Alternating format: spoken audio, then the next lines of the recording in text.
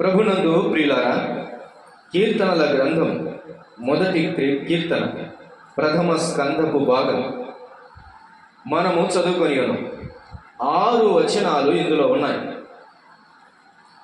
6 వచనాలు ఉన్నాయి. 6 రకాల జీవిత ప్రయాణపు మైలురాళ్ళు ఇందులో ఉన్నాయి.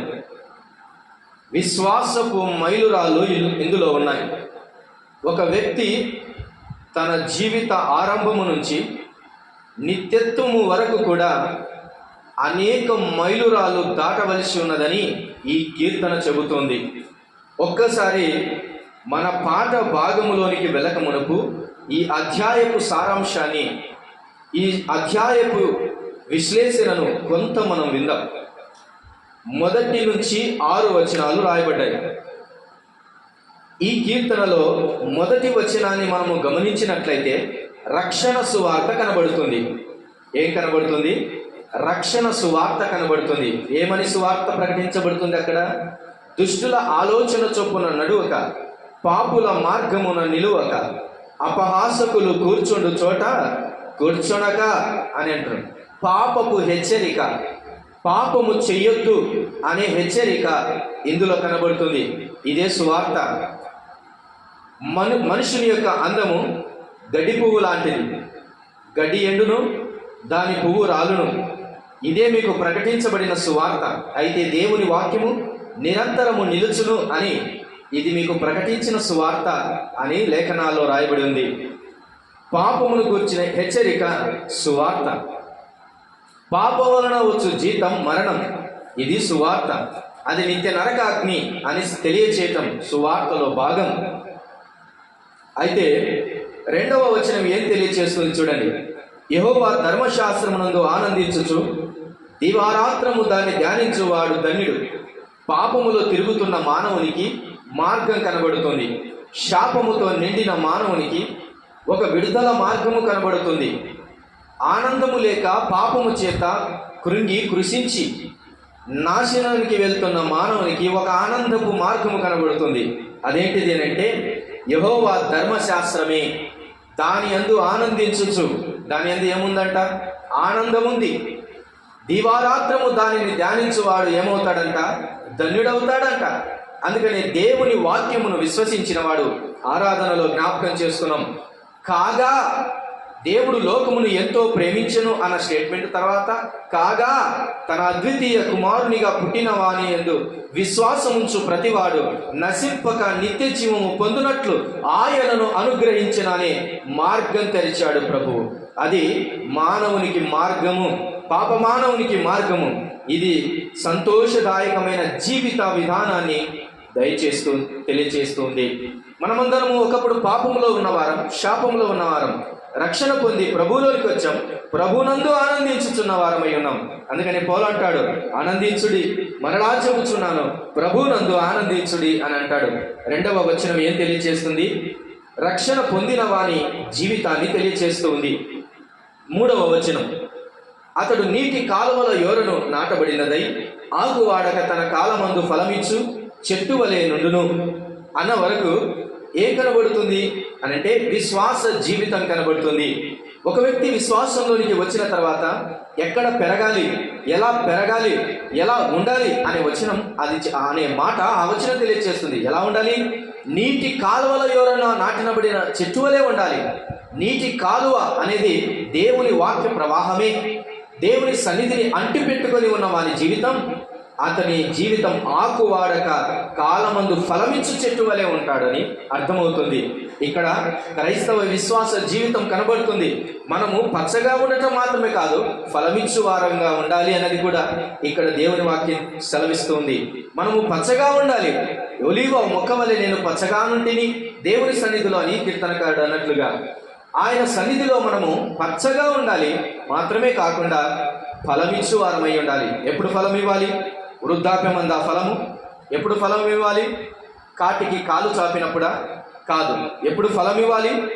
ఆకువాడక తన కాలమందు ఫలం ఇవ్వాలి. తన కాలమందు అనే మాట మానవ జీవితానికి బాల్యం అనే కాలం, మానవ జీవితానికి యవనం అనే కాలం, మానవ జీవితానికి వృద్ధాప్యం అనే కాలం, అనేక కాలముల గుండా వెళ్తాడు.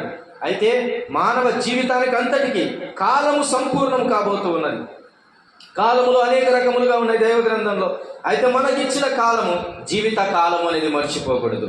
తన కాలమందు అనగా జీవిత కాలమంతటిలోనే నీవు ఫలించాలి అన్నది మనము గుర్తుపెట్టుకోవాలి. ఇది విశ్వాస జీవితాన్ని తెలియజేస్తుంది. అతడు చేయునదంతయు సఫలమగును అనే మాట ఆ విశ్వాస జీవితానికి ప్రతిఫలం కనబడుతుంది అనేది మనకు అర్థమవుతుంది. ప్రతిఫలం అందులో కనబడుతుంది. 4వ వచనాన్ని చూసినట్లయితే, దుష్టుడు అలాగుననుండక గాలి చెదరగొట్టు పొట్టువలే నుందురు. కాబట్టి న్యాయ విమర్శలో దుష్టులను, నీతిమంతుల సభలో పాపులను నిలువరు. ఈ 4-5 వచనాలలో ఏం కనబడుతుందంటే, దుష్టులు అలాగుండరు, వారి గతి వేరుగా ఉంటుంది. అయితే నీతిమంతుల సభ ఒకటి ఉంది, న్యాయ విమర్శ ఒకటి ఉంది అనే తీర్పును తెలియచేస్తూ ఉంది. ఒకటి పాప జీవితం, రెండవది ప్రభువులోనికి వచ్చిన జీవితం, మూడవది విశ్వాస జీవితం, ప్రభువులో ఫలించే జీవితం, 4వది తీర్పు ఉంది అనేది గుర్తుపెట్టుకోవాలి. 2 రకాలు ఉన్నాయి ఇక్కడ. ఒకటి న్యాయ విమర్శ ఉంది, రెండవది నీతిమంతుల సభ ఉంది. న్యాయ విమర్శ, నీతిమంతుల సభ 2 పరిశుద్ధులకే. అందుకని న్యాయ విమర్శలో దుష్టులు ఉండరు అన్నాడు. న్యాయ విమర్శలో ఎవరుండరు? దుష్టులు ఉండరు. నీతిమంతుల సభలో ఎవరు నిలవరు? పాపులు నిలవరు. ఈ నీతిమంతుల సభ, ఈ న్యాయ విమర్శ ఎక్కడ జరుగుతుందంటే పరలోకమందు జరుగుతూ ఉంది. ఒకనాడు ప్రభు న్యాయంగా విమర్శిస్తాడు. ఎవరిని? దేవుని పిల్లలను. దుష్టులు అలాగనే ఉండరు. ఆ తర్వాత దుష్టుల మార్గం ఎక్కడికి వెళ్ళినో తర్వాత తెలియచేయబడింది. కానీ న్యాయ విమర్శ, నీతిమంతుల సభ, ఇవి 2 పరిశుద్ధుల కొరకు పరలోకంలో జరగబోతున్నాయి. అయితే మనమందరం నిలుస్తాము. ఒకనాడు ప్రభు న్యాయపీఠం మీద మనం నిలుస్తాము. ఒకనాడు ఆయన మనల్ని ప్రశ్నిస్తాడు సుమా అన్నది గుర్తుపెట్టుకోవాలి. రక్షింపబడ్డాములే, పరలోక రాజ్యము కన్ఫాములే, పరలోకంలో సీట్ కన్ఫాములే, అవును. కానీ ఒక న్యాయ విమర్శ ఉంది. న్యాయంగా విమర్శిస్తాడు దేవుడు. నీకు ఇచ్చిన రక్షణను బట్టి, నీకు ఇచ్చిన వస్త్రములను బట్టి, నీకు ఇచ్చినటువంటి ఆ గొప్ప స్థితిని బట్టి, నీకు ఇచ్చిన ఆయుష్కాలమును బట్టి, నీకు ఇచ్చిన సమస్తాన్ని బట్టి ఆయన ఒకనాడు విమర్శించబోతున్నాడు. ఆ విమర్శలో మనం నిలవగలమా అనేది జ్ఞాపకం చేసుకోవాలి. నీతిమంతుల సభ కూడా జరుగుతుంది. ఇది సభ. ఆ సభలో దేవుడు ప్రసంగిస్తాడేమో, ఆ సభలో నీతిమంతులు మాట్లాడవచ్చు. అది సభ. న్యాయ విమర్శ, నీతిమంతుల సభ. అక్కడ పాపులు దుష్టులు ఉండరు అనేది తెలియజేస్తుంది. ఇది తీర్పును గురించిన వచనమని గుర్తుపెట్టుకోవాలి. 4-5 వచనాలు. 6వ వచనాన్ని చూడండి. నీతిమంతుల మార్గము యెహోవాకు తెలియను, దుష్టుల మార్గము నాశనమునకు పోవను. ఇది తీర్పు తర్వాత ఎటర్నిటీని చూపిస్తుంది, అనగా నిత్యత్వమును చూపిస్తుంది. నిత్యత్వములోనికి వెళ్తాం. ఒకరు నీతిమంతులు ఎక్కడికి వెళ్తారన్నది ప్రభువుకు తెలుసు. ఆయన అన్నాడు కదా, నేను మీ కొరకు స్థలమును సిద్ధపరచడానికి వెళుతున్నాను అన్నాడు. నీతిమంతుల మార్గం అక్కడికి వెళ్తుంది. అయితే దుష్టుల మార్గం ఎక్కడికి వెళ్తుందంట? నాశనమునకు వెళ్ళును. అది నిత్య నరకాగ్నిగుండమును తెలియజేస్తుంది. చూసారా, కీర్తన చిన్నదే కానీ జీవిత ఆరంభం నుంచి ఇది నిత్యత్వపు జీవితం వరకు ఈ కీర్తన తెలియజేస్తూ ఉంది. ప్రియులారా, ఈ మధ్యలో మన పాఠం ఏమిటి అనంటే, ఈ దినం కొరకై 4వ వచనాన్ని చదువుకున్నాం. 4వ వచనాన్ని ఈ దిన పాఠం కొరకు మనం చదువుకున్నాం. దుష్టులు అలాగుననుండక గాలి చెదరగొట్టు పొట్టువలే ఉందురు. దుష్టులు అలాగుననుండక, ఎలాగుననుండక? నీతిమంతుడు ఎట్టున్నాడు?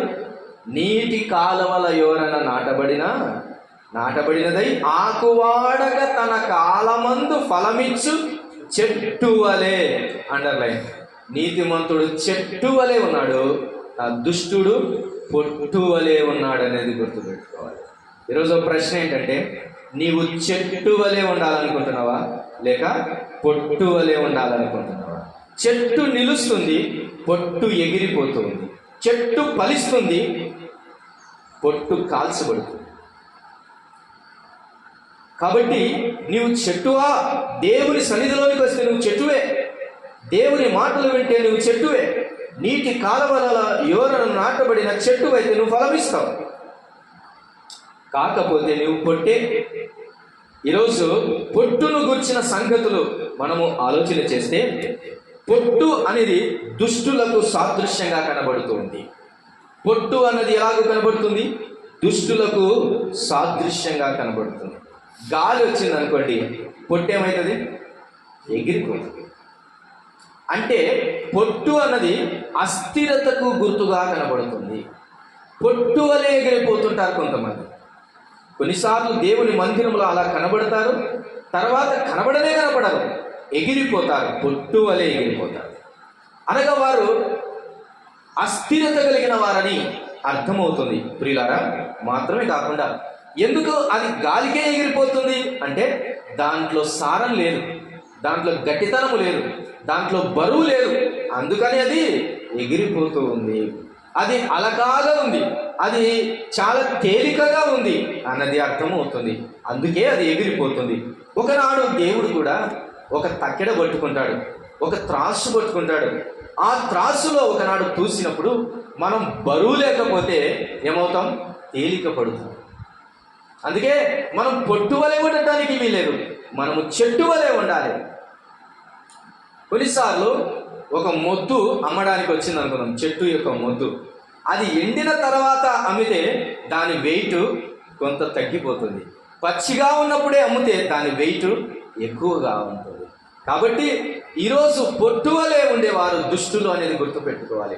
అయ్యో, దేవుని మందిరంలోనికి వచ్చిన తర్వాత కూడా నీవు చెట్టు వలె కాక పొట్టు వలె వ్యవహరిస్తున్నావంటే ఎంత తేలిక ఉన్నావో. అయితే బరువు పెరగాలంటే ఏం చేయాలి? బరువు పెరగాలంటే బాగా తినాల, అంతే కదా. వెయిట్ గెయిన్ కావాలంటే ఏం కావాలి? బాగా తినాలి. ఏం తినాలి? మంచి పౌష్టిక ఆహారము తినాలి. కాబట్టి ప్రియులారా, మనము బరువు పెరిగే వారంగా ఉండాలి దేవుని సన్నిధిలో. అస్థిరులమై కాక స్థిరులమై ఉండాలి అన్నది మనం గుర్తుపెట్టుకోవాలి. అస్థిరత ఎంత ఘోరము, ఎంత అవమానము, ఎంత అభద్రతను కలిగ చేస్తుందో తెలుసా? ఒక్కసారి యాకోబు తన పత్రికలో ఇలాగూ తెలియచేస్తాడు. రండి ఆ మాటను మనము కలిసి చదువుకుందాం. యాకోబు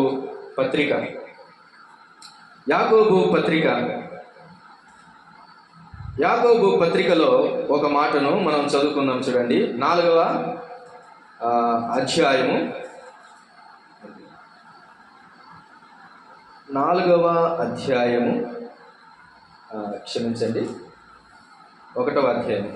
6వ వచనం. 6వ వచనం, 1వ అధ్యాయం 6వ వచనం.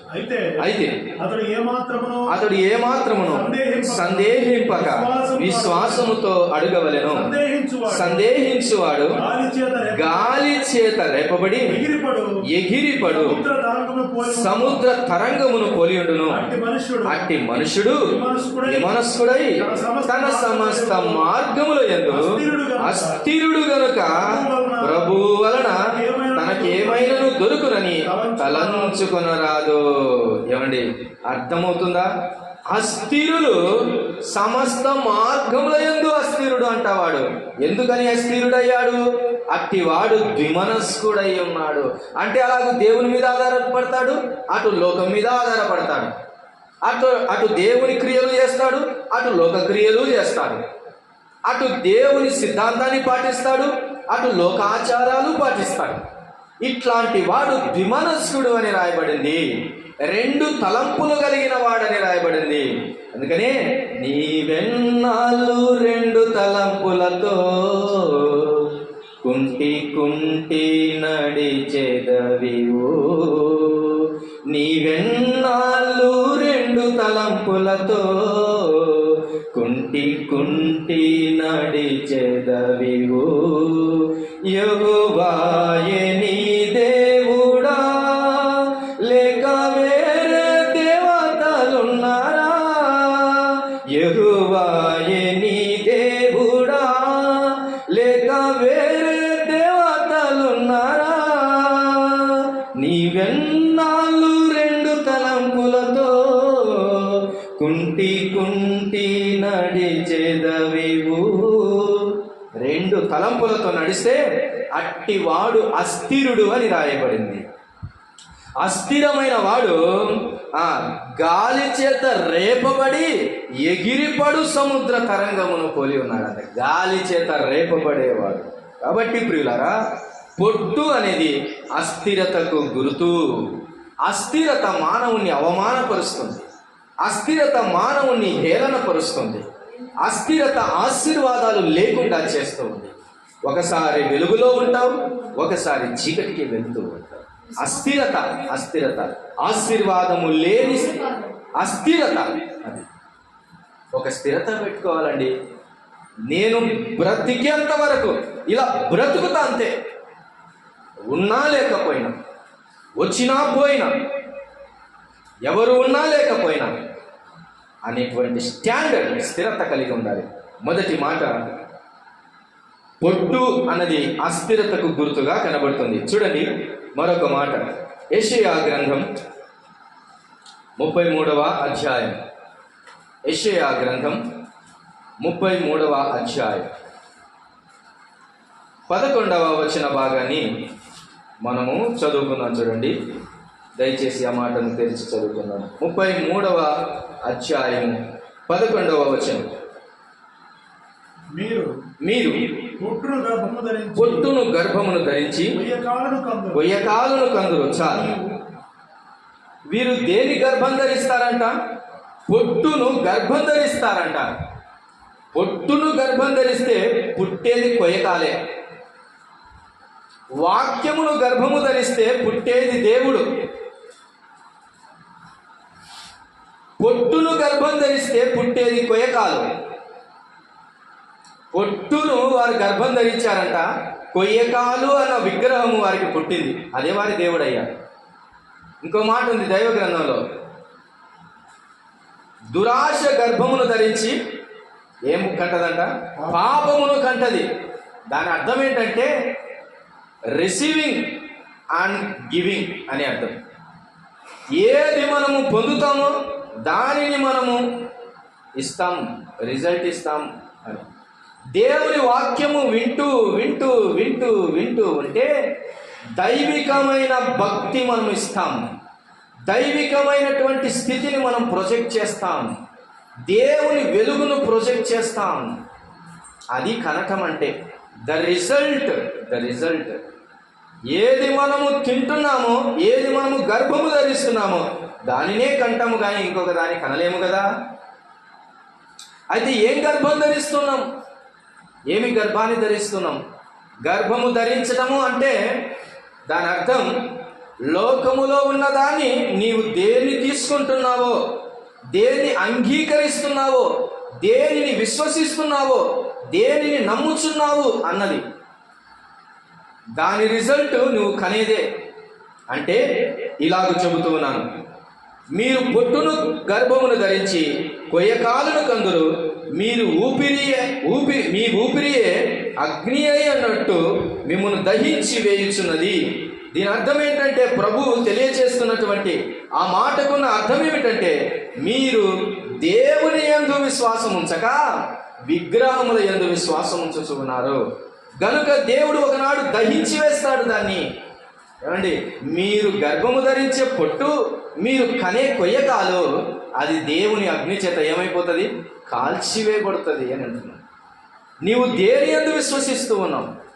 వాక్యమును అంగీకరించని వాళ్ళంతా పొట్టును గర్భమును ధరిస్తున్నారు. పొట్టు, అందుకే నేను చాలాసార్లు ఉదాహరణ చెబుతూ ఉంటాను. పొట్టుకు దేవుని వాక్యానికి గల తేడా ఏం చేయదు. దేవుని వాక్యం సజీవమైంది, పొట్టు నిర్జీవమైంది.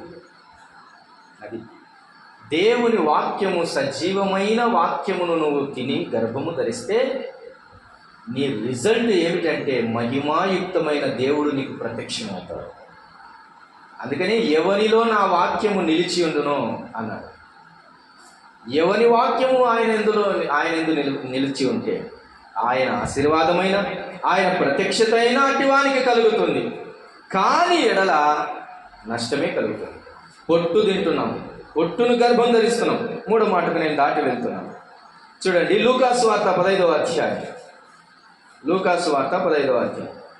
వారు పొట్టు వలె ఉన్నారు అని దుష్టులను గురించి, వారు పొట్టును గర్భమే ధరించారని వారి స్థితిని గురించి, ఇక వీడేమి తింటున్నాడో ఒకసారి చూడండి. లూకాసు వార్త 15వ అధ్యాయము 16వ వచనంలో, వాడు పందులు తిను పొట్టుతో తన కడుపు నింపుకొన ఆశపడను గాని ఎవడును వానికి ఏమీ ఇయ్యలేదు. వీడేం తినడానికి ఇష్టపడుతున్నాడంట? పొట్టుతో తన కడుపు నింపుకొని ఆశపడేను. పొట్టు తినడానికి ఇష్టపడుతున్నాడు. పొట్టు తినడానికి. పొట్టు పందులు తింటాయి. ఆహారము, అన్నము మనుషులు తింటారు. వీడు పొట్టు తినడానికి వెళ్ళాడు. ఎంత దౌర్భాగ్యపు స్థితి! వీడు తండ్రి యొద్ద నుంచి తనకు కలిగిన ఆస్తంతా తీసుకొని దూరదేశం వెళ్ళాడు, దుర్వ్యాపారం చేశాడు, తనకు కలిగినదంతా అయిపోగొట్టుకున్నాడు. లాస్ట్కు పొట్టేమన్నా దొరుకుతుందా అనుకున్నాడు. తినడానికి కొంచెం పొట్టేమైనా దొరుకుతుందా అని ఆశపడ్డాడు, కానీ అది కూడా దొరకల. కానీ వారి ఆశ పొట్టు మీద ఉంది. చాలాసార్లు దేవుని పిల్లలకు కూడా దేవుని వాక్యము తినటం కంటే పొట్టును ఎక్కువ తింటున్నారు. పొట్టు అంటే లోక సంబంధమైనటువంటి సమాచారము, లోక సంబంధమైనటువంటి నియమాలు, లోక సంబంధమైన నిబంధనలు, ఇవి పొట్టు. ఇది పొట్టు. దేవుని వాక్యం అనేది ఆహారం, అది మన్నా, అది జీవాహారం అని రాయబడింది. అయితే మన పిల్లలు, మనం పొట్టు తింటున్నామా లేకపోతే ఆహారము తింటున్నామా? వీడు పొట్టు తినేవాడిగా కనబడుతున్నాడు. నేను ఇంకా మాట చెప్తాను. ఈ రోజుల్లో దేవుని వాక్యమును కూడా దేవుని వాక్యముగా ప్రకటించే నిజమైన నిర్మలమైన దేవుని వాక్యం తినట్లేదు చాలామంది. అది చాలా కష్టమైపోతుంది తినడానికి. అందుకనే ఆనాడు ఇశ్రాయేలు కూడా అదే అన్నారు. ఏమని? ఏంది ఇది పెద్ద సప్పటికూడు లాగుంది, కొంచెం నాలుకకు రుచి లేదు, పాడు లేదు అని అన్నారు. ఏదాన్ని బట్టి? మన్నాను బట్టి. ఎప్పుడు ఇదేనా అనగాలి ఈ చప్పటిది. కొన్నిసార్లు అంటుంటారు కదా, ఎప్పుడు దేవుని వాక్యంలో ఇక మమ్మల్ని సరిచేయడానికైనా దేవుని వాక్యం ఎప్పుడు మాకే చెప్పినట్టుగానే ఉండాలంటే ఇంక మీకు కాకపోతే ఎవరికి చెప్తారు? ఇంక మనకు కాకపోతే దేవుని వాక్యం ఎవరికి వస్తుంది? కాదు. అప్పుడప్పుడు కొన్ని కథలు చెప్తుండాలా, అప్పుడప్పుడు కొన్ని జోకులు చెప్తుండాలా, అప్పుడప్పుడు కొన్ని ప్రవచనాలు చెప్తుండాలా, అప్పుడప్పుడు నేను ఫెయిల్ అయినా పాస్ అవుతావురా అని చెప్తుండాలా, అప్పుడప్పుడు నేను చెడిపోతున్నా కానీ నువ్వు బాగుపడతావురా అని చెప్తుండాలా. అటైతే మాకు బాగా నచ్చుతాయని అంటారు. ఇది పొట్టు. నేటి కాలంలో కల్పనా కథల పొట్టు ఎగిరి పడుతుంది అన్నమాట. కల్పనా కథల పొట్టు ఎగిరిపోతుంది. దేవుని వాక్యము చాలామంది తినడం లేదు, టేస్ట్ లేదంటున్నారు. ఇంట్లో అమ్మ స్వచ్ఛంగా మంచి నెయ్యితో మంచి నూనెతో బాగా కడిగి చక్కగా వండి పెడితే తినరా నాయన అని చెప్తే వద్దు. బయట మురిగి నీళ్ళతో, బయట అన్క్లీన్డ్గా, బయట వాడిన నూనెనే వాడు రాత్రంతా దాచిపెట్టి దాంట్లో ఎలకలు పంటాయో లేకపోతే ఎంబడితో తీసేసేసి మళ్ళీ అదే నూనె తెచ్చి ఏంచి దాంట్లో ఏంచి తీస్తే గుమ్మగుమ్మలాడితే అది కావాలంటాడు. ఏది ఆరోగ్యమైనది ఏది అనారోగ్యమైనది అని గుర్తుపట్టలేని స్థితిలో నేడు విశ్వాసులు ఉన్నారు. ఏది హితవాక్యము ఏది హితము కానిది. తిమోతికి తన పత్రిక రాస్తూ అపోస్తలుడైన పౌలు ఎలాగో హెచ్చరిస్తాడో ఒకసారి జ్ఞాపకం చేసుకుందాం. చూడండి ఎలాగో హెచ్చరిస్తున్నాడు. ఎలాంటి వాక్యమును గురించి మనము ఆసక్తి కలిగి ఉండాలి. తిమోతికి రాసిన రెండవ పత్రిక 4వ అధ్యాయం 3వ వచనాన్ని మనం చదువుకుందాం. ఎందుకనగా జనులు హితబోధను సహింపక దురదచెవులు గలవారై తమ స్వకీయ దురాశలకు అనుకూలమైన బోధకులను తమ కొరకు పోగు చేసుకొని సత్యమునకు చెవినీయక కల్పనా కథల వైపునకు తిరుగు కాలము వచ్చును. ఎంత ప్రవచనం చెప్పాడండి పౌలు, ఎంత ప్రవచనం చెప్పాడండి తన ప్రియకుమారుడిగా ఉన్నటువంటి తిమోతికి. ఓ కుమారుడా తిమోతి, ఒక కాలం వస్తుంది తిమోతి. ఆ కాలం ఎట్లాంటిదో తెలుసా తిమోతి? అక్కడ జనులంట హితబోధన సహించరంట. అసలు ఏమో ఆ మాట చూడండి ఎట్టుందో, సహించరంట. సహించకపోవడం అంటే ఏంది? అంటే ఆ మాట చెప్పే లోపల వాళ్ళకి ఏదో కోపం వస్తుండదు. ఆ మాట చెప్పే లోపల ఏదో భరించలేని స్థితి. సహించలేనిటువంటి వారై హితబోధను సహించక, హితబోధన కాడికి కిందేం రాశారమ్మా? ఆరోగ్యకరమైన బోధను సహింపక ఎలా ఉన్నారట? దురద చెవులు గలవారై తమ స్వకీయ దురాశలకు అనుకూలమైన బోధకులను తమ కొరకు పోగు చేసుకొని ఎన్నుకుంటారనమాట. మాకు ఇట్లాంటి వాళ్ళు అయితే బాగా చెప్తారు, మాకు ఇలాంటి వాళ్ళ బోధ అయితే బాగుంటుంది అన్నమాట. ఎందుకనంటే వాళ్ళు అన్ని ఆశీర్వాదాలు ఇస్తారండి, అన్ని దీవెనలు ఇస్తారండి. ఏమండి, దేవుని వాక్యమే ఒక ఆశీర్వాదం అండి. దేవుని వాక్యమే ఒక ఆశీర్వాదం అండి. నీకు దేవుని వాక్యము వెలువడుచుండగా నీ చెవులకు తాకుచున్నప్పుడే హీలింగ్ జరుగుతుందండి. ఇంకా ప్రత్యేకంగా దీవెన కుమరించడం ఏంటండి? ఆయన వాక్యము ఆశీర్వాదకరమైనదని రాయబడింది.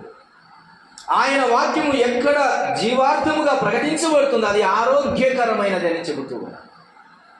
మరి వాక్యము నీ చెవికి, నీ శరీరానికి, నీ ఆత్మకు నీకు తాకుచున్నప్పుడే ఆశీర్వాదము, స్వస్థత, బలము, శక్తి అన్నీ వస్తాయి. వాటన్నిటితో పాటు నీలో ఏదైనా ఉండకూడని చేదైన వేరుంటే దాన్ని తీసివేస్తుంది, ఉండకూడని దాన్ని కాల్చివేస్తుంది.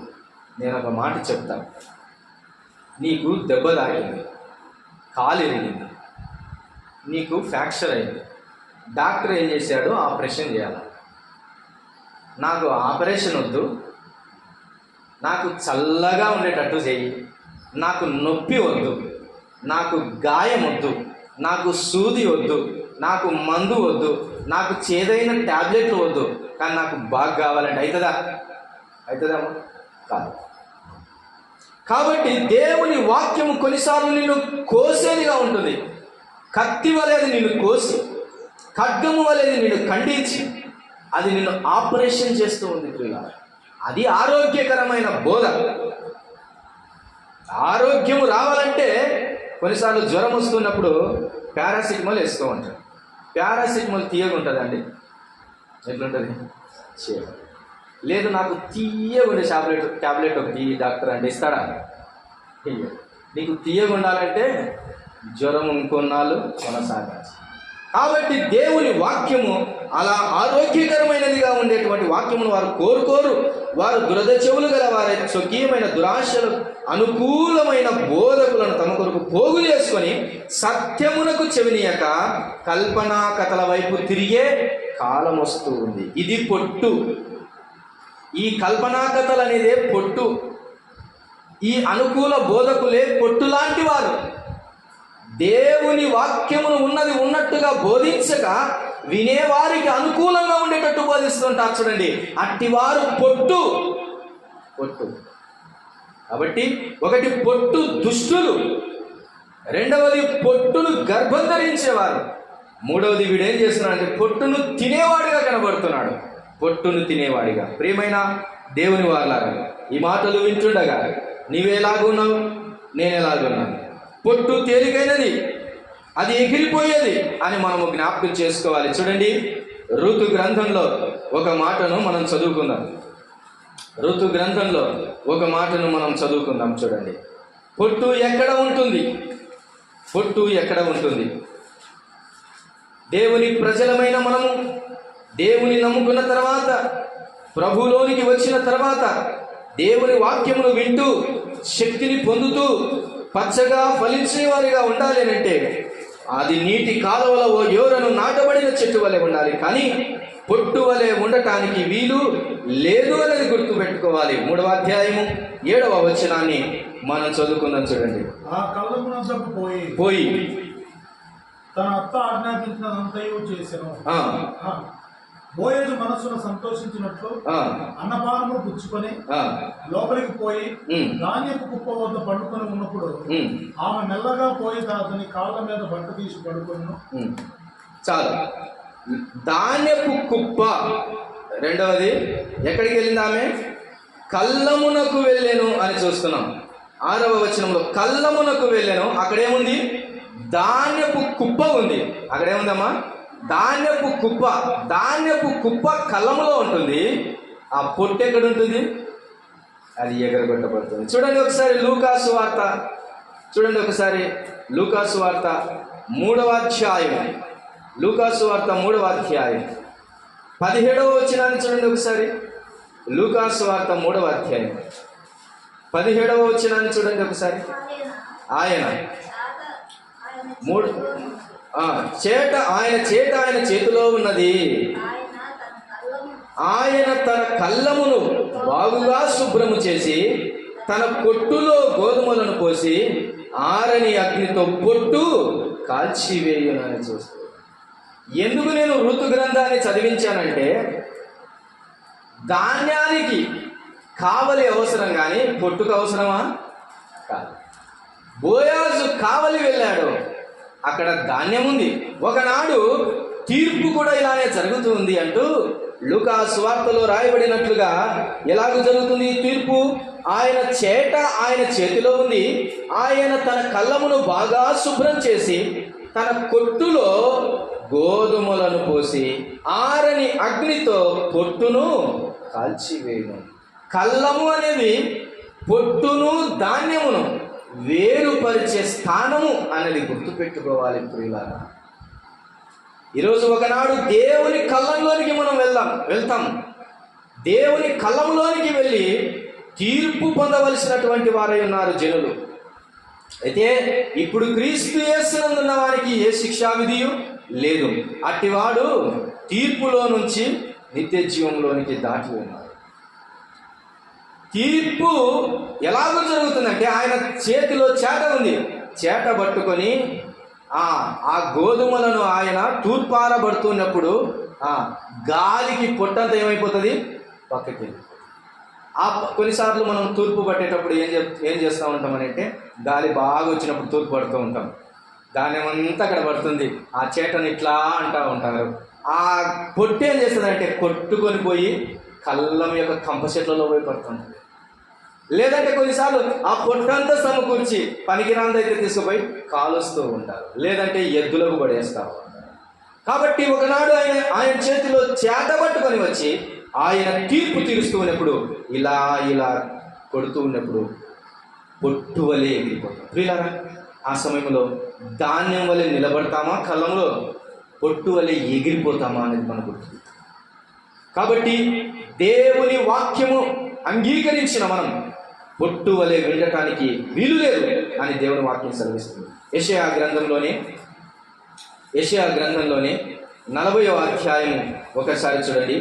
యెషయా గ్రంథం 40వ అధ్యాయం. యెషయా గ్రంథం 40వ అధ్యాయం ఒకసారి 24వ వచనాన్ని చదువుకుందాం. చూడండి. యెషయా గ్రంథం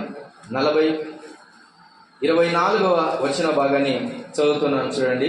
వారు నాటబడగానే విత్తబడగానే వారి మొదలు భూమిలో వేరు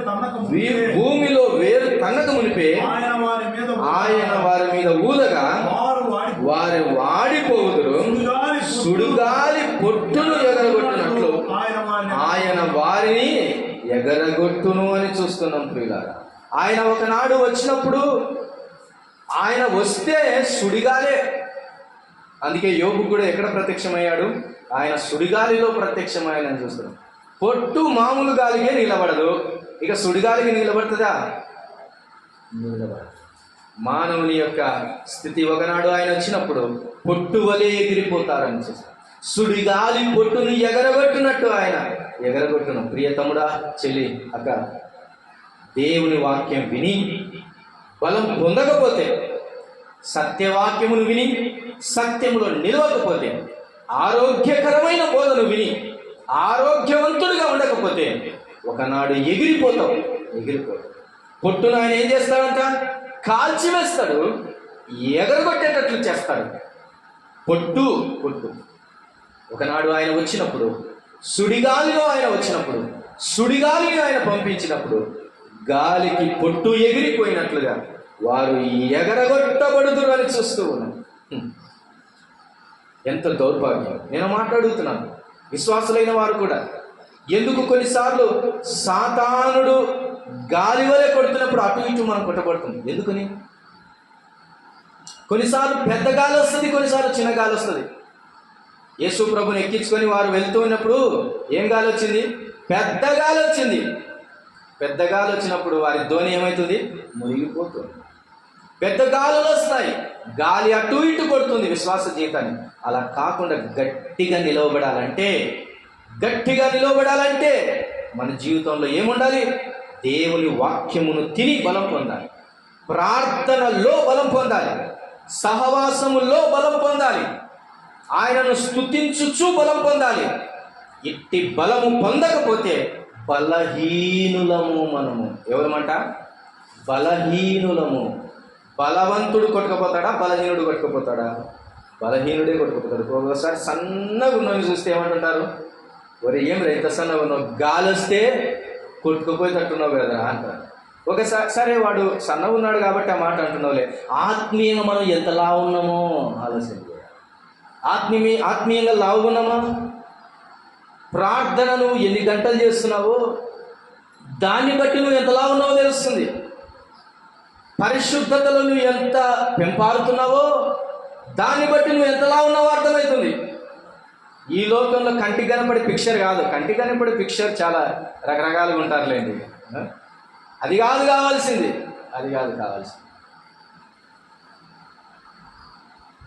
ఆత్మీయతలో బలం పొందాలి.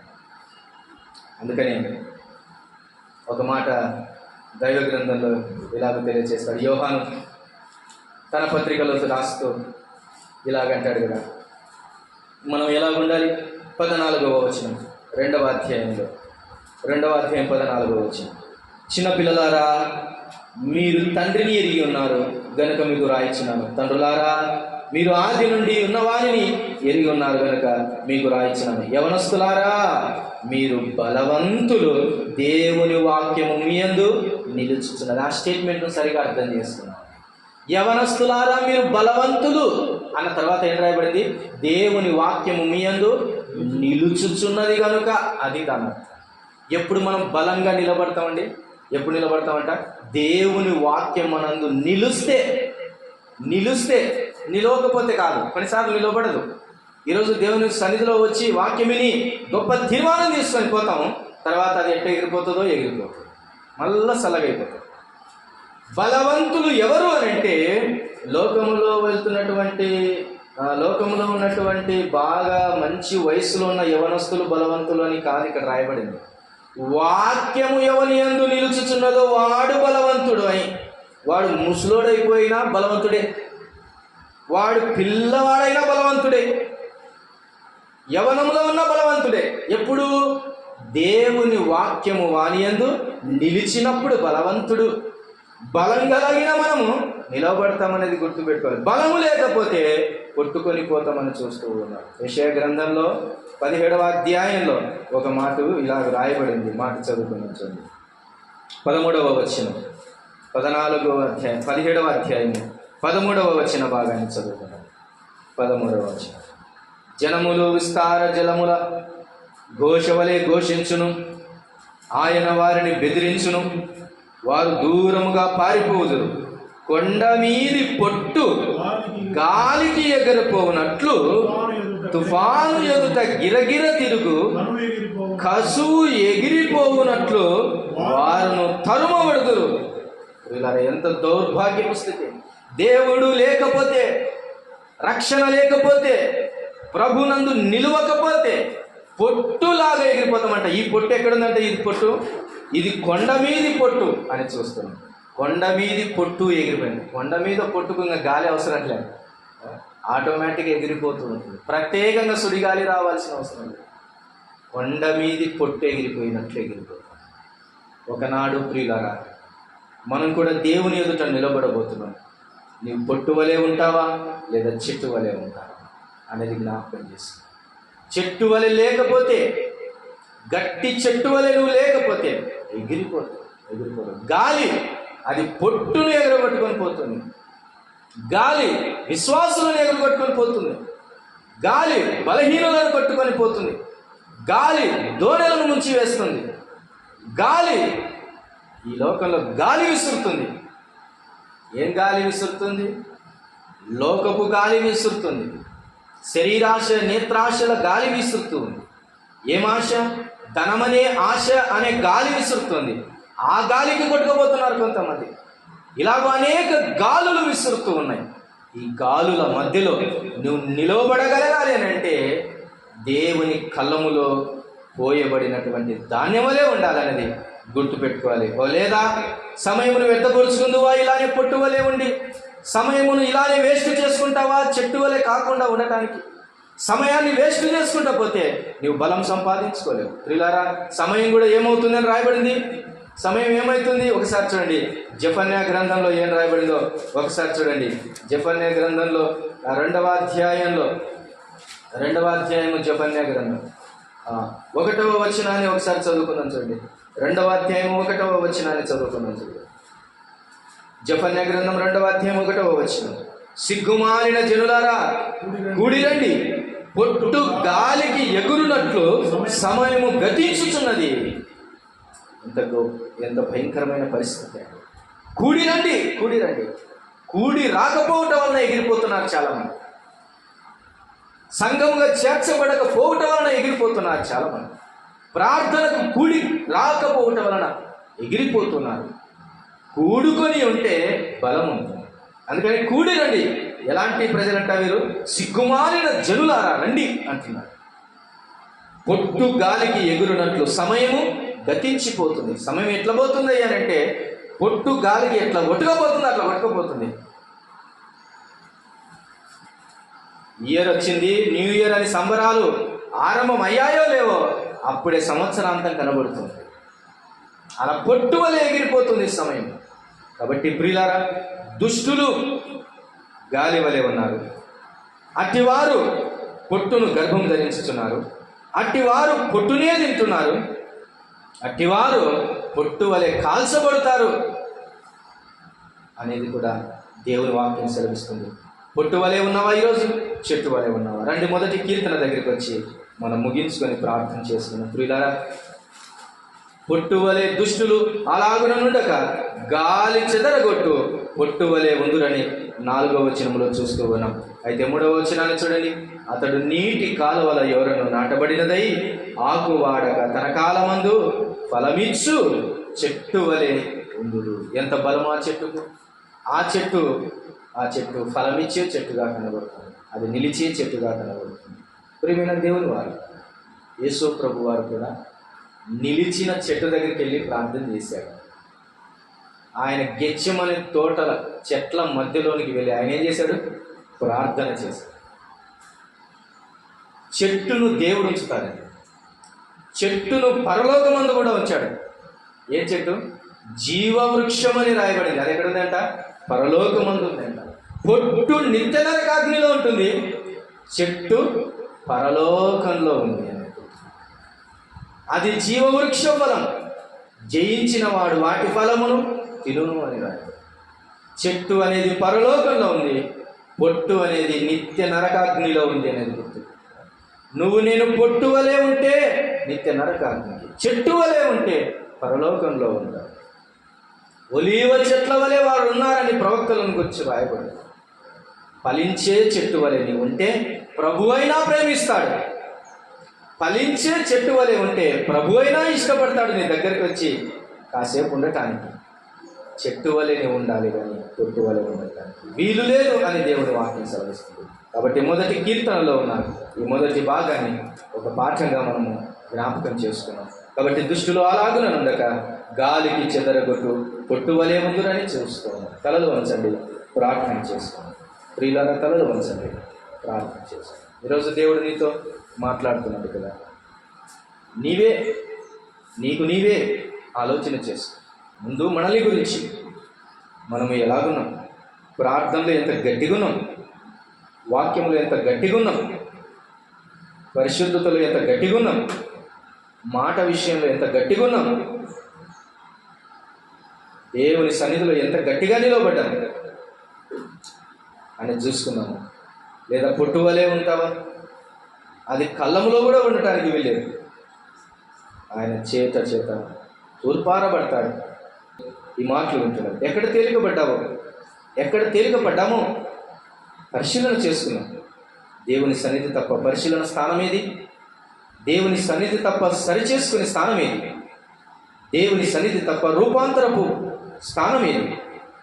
దేవుని సన్నిధే కదా. మరొక అవకాశాన్ని దేవుడు ఇచ్చాడంటే ఆయన సన్నిధిలో కనబడ్డావు, ఆయన సన్నిధిలో ఉన్నావు అంటే మరొక సమయాన్ని ఆయన ఇచ్చాడని ఈ దినము వ్యర్థం చేసుకుంటే రేపులే అనుకుంటే కష్టం, అది కూడా పొట్టువలే ఎగిరిపోతుంది.